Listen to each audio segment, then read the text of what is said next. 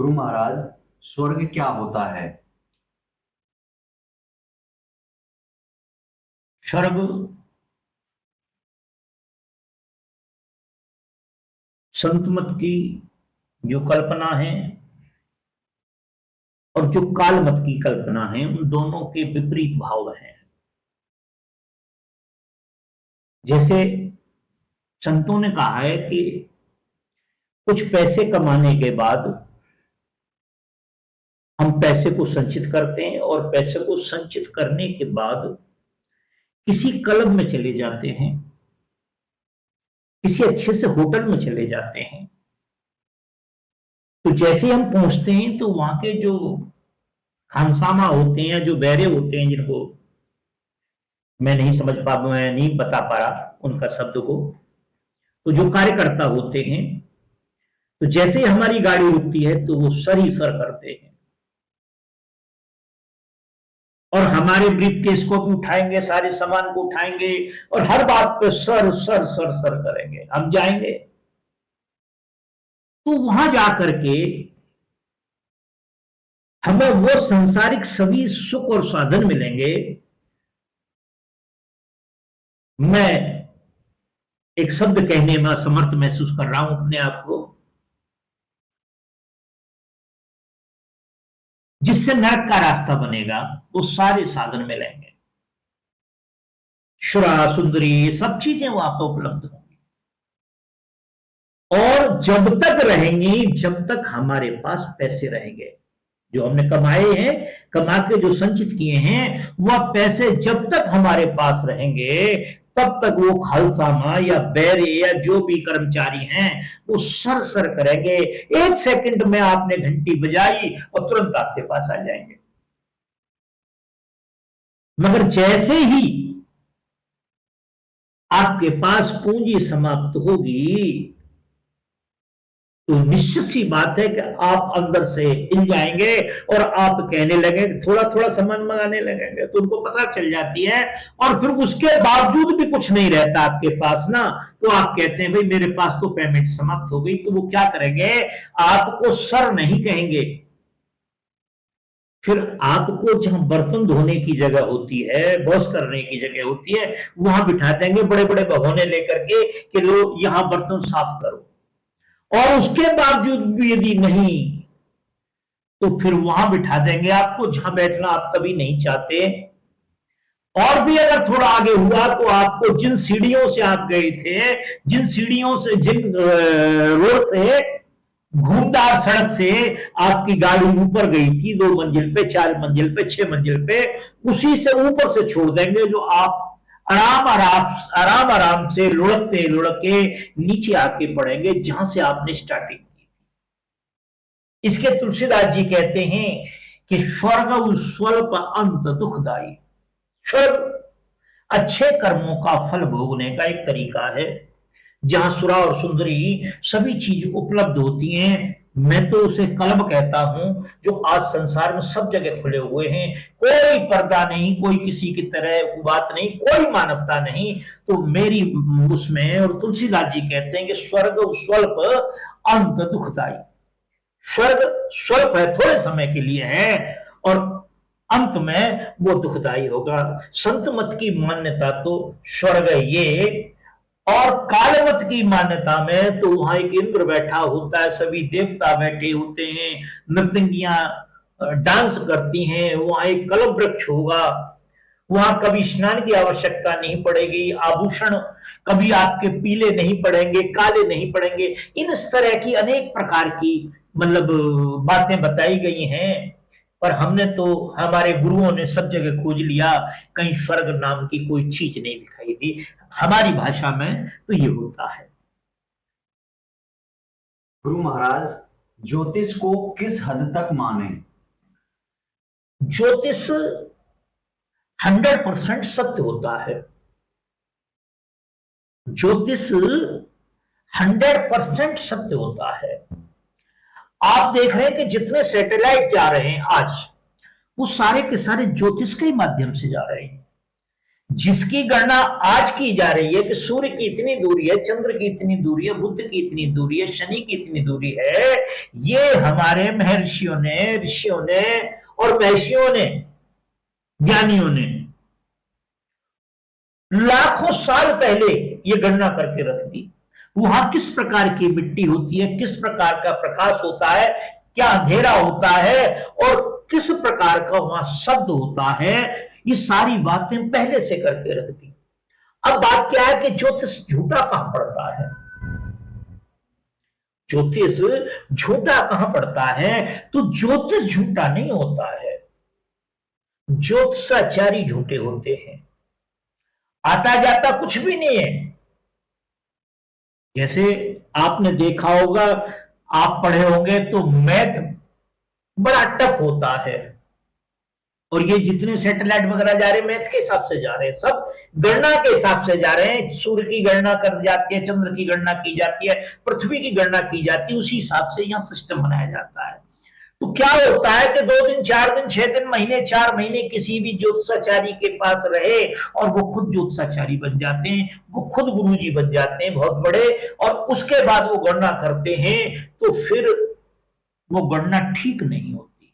जो हमने सुना है गुरुओं के माध्यम से, उनकी जूतियों में बैठ करके, उनके चरणों में बैठ करके, वो यह सुना है कि कोई भी ज्योतिषी पैसे नहीं लेता है और सूर्य निकलने से पहले उस ज्योतिष की गणना कर देता है। जो सूर्य छुपने के बाद कभी गणना नहीं होती, सूर्य निकलने से पहले गणना होती है, और उनकी बात राइट होती थी, करेक्ट होती थी, 100% होती थी। ज्योतिष तो इतना भी बता सकता है कि आपके मूंछ में कितने बाल होंगे, बशर्ते उसकी गणना करने वाला ठीक हो। 1000 रुपए की गड्डी है, नोट तो ठीक है, मगर उसको गिनती करने वाले की, उसको गिनने वाले की कमी है। कभी वो 900 बिठा देता है और कभी उसको 1100 कर देता है। जिसने दिए उसने भी गलत नहीं किया, जिसके पास आए उसके पास भी गलत नहीं है, मगर जो गिनती कर रहा है, उनकी गणना कर रहा है, उसमें गलती है। कभी 1100 कर देता है, कभी 900 कर देता है। तो मेरी मान्यताओं के अनुसार, हमारी मान्यताओं के अनुसार, आदि गुरु शंकराचार्य जी की मान्यताओं के अनुसार ज्योतिष 100% सही है। गुरु महाराज, मुक्ति चाहिए तो कैसा ज्ञान अर्जित करना चाहिए? मुक्ति के लिए मुक्ति का ही ज्ञान चाहिए।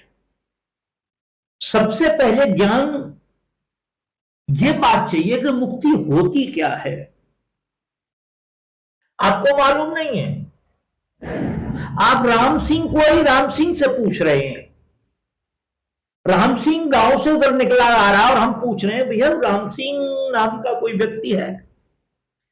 तो वो कहता है कौन राम सिंह, किस नाम से, फादर का नाम बता दिया जाता है, तो कहता मैं ही हूं। इसी प्रकार से यदि मुक्ति हमारी हो भी जाए और मुक्ति हमारे पास आ भी जाए, तो हमें कैसे पता लगेगा कि हमारी मुक्ति हो गई या हम मुक्त हैं? अब यह समझने की बात है। ऐसा ज्ञान किसी संत से मिलेगा, उससे मिलेगा जिसकी मुक्ति हो गई हो, जो मुक्त हो गया हो। अब जैसे संतों ने प्रश्न किए हैं कि आप मुक्ति किसकी करना चाहते हैं, आत्मा की या शरीर की? तो शरीर की तो कभी मुक्ति होती नहीं है, तो माया है, और आत्मा सदैव मुक्त है। फिर मुक्ति किसकी करना चाहेंगे आप? तो सबसे पहले आपको समझना पड़ेगा। क्या करना पड़ेगा? आपको समझना पड़ेगा। मुक्ति जो करनी है, मोक्ष जो करना है, बंधन मुक्त जो होने हैं, आप अपनी घृणा से, अपने विचारों से, अपने विकारों से, मन बुद्धि चित्त से, जिनके अंदर सारी गंदगी भरी पड़ी है, इनसे आपको मुक्त होने के लिए संतों ने मुक्ति कहा है। और मुक्ति कोई ऐसी वस्तु नहीं है जो किसी के हाथ पर रख दी जाएगी।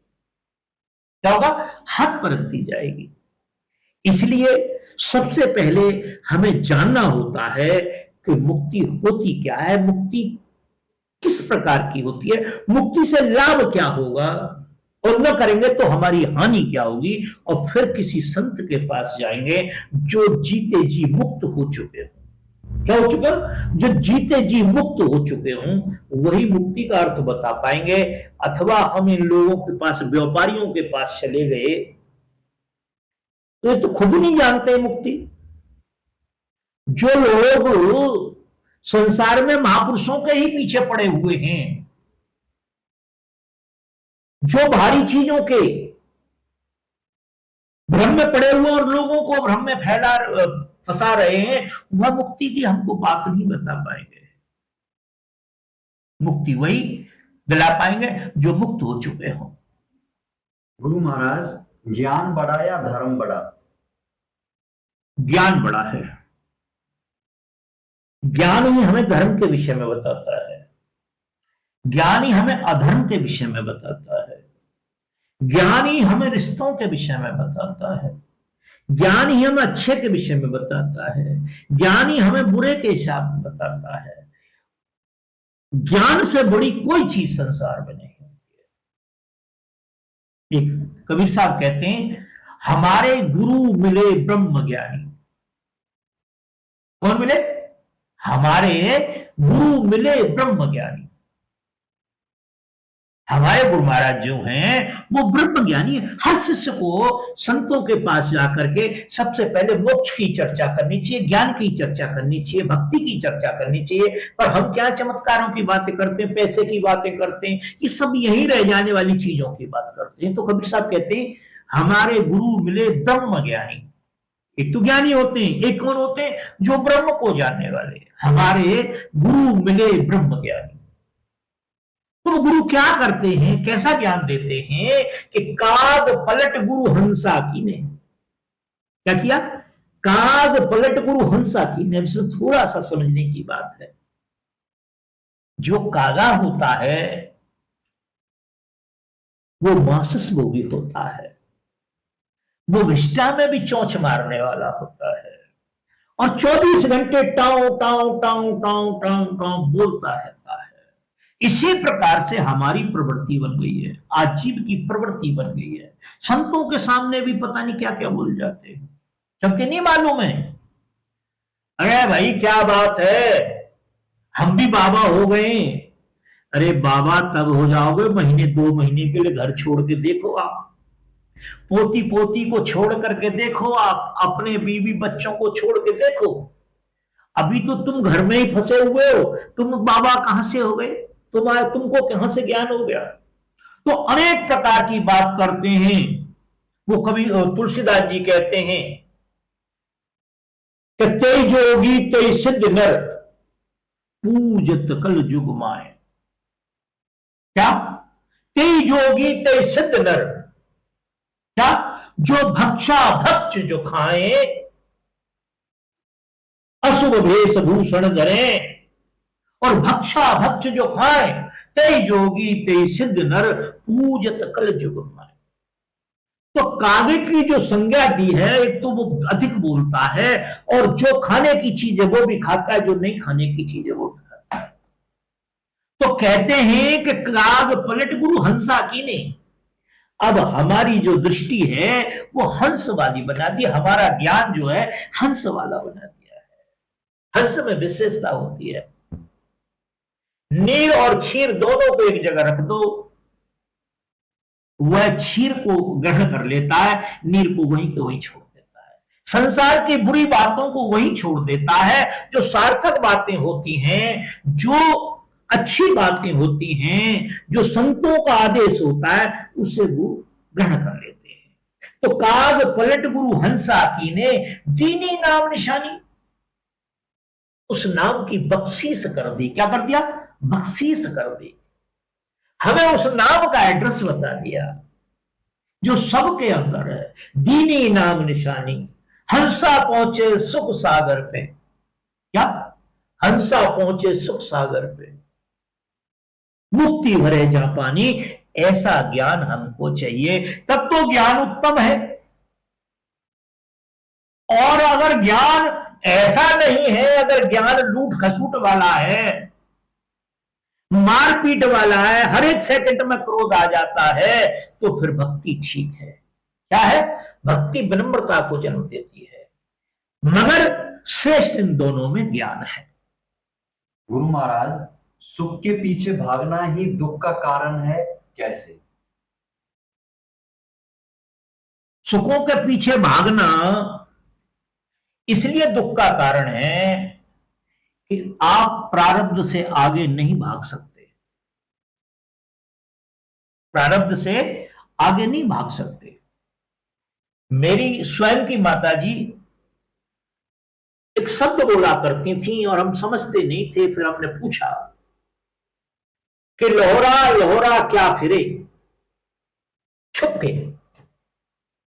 जैसे आपने देखा हो कोई व्यक्ति बड़ा उखू मार के चलता है, छुप के चलता है, पर्दा करके चलता है, रात्रि में चलता है, तो कहा करती थी कि लोहरा लोहरा क्या फिरे और क्या लगाए घात।